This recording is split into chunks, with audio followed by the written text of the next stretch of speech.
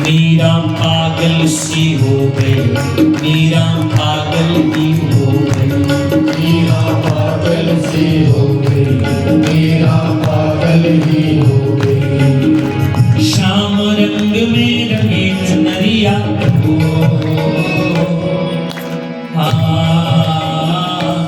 मीरा दीवानी हो गई, मीरा मस्तानी हो गई। मीरा पागल सी हो गई, मीरा पागल ही हो गई, मीरा पागल सी हो गई, मीरा पागल ही हो गई।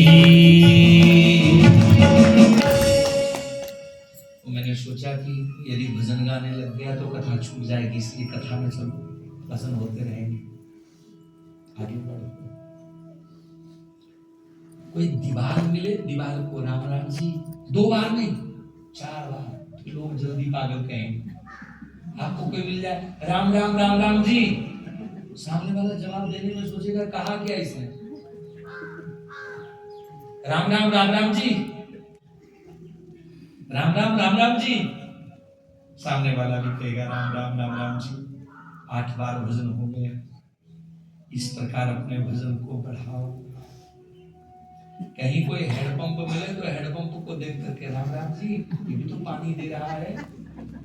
कभी कहीं बिजली का खंभा मिले तो ये समझ करके इसमें भी प्राण है, और यदि कहीं देखने हो कि उसमें प्राण है कि नहीं तो नंगी तार को हाथ लगा करके देखना। इतने प्राण है कि वो सामने वाले के प्राण लेने में भी समर्थ है। राम राम जी राम राम। इस तरह पागलों की तरह जब हम लोग भजन करेंगे तो इस भजन से भजन करने वाले का कल्याण होगा। चलिए आगे बढ़िए।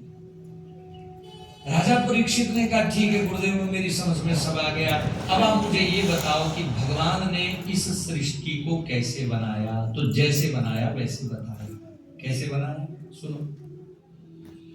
ना सदासिं नो सदासित तदानीं नासित रुजो नो वयो मा परो यदति मा परिवह कुहकस्य शर्मन् अम्बः किमासीत् गहनं गंभीरं तमयासीत् तपसा गुरुभमग्रे प्रकेतं सलिलं सर्वमा इदं तुच्छेना भविहितं यदासीत् तपसा सुतं महिना जायते।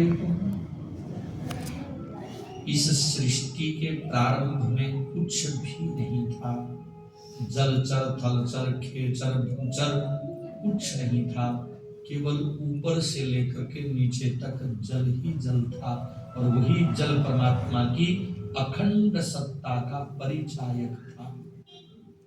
परमात्मा के मन में आया कि मैं इस जल के बीच में रहने के लिए घर बना लेता हूं।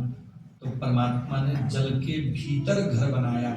जल को संस्कृत में कहते हैं नार, और घर को संस्कृत में कहते हैं अयन।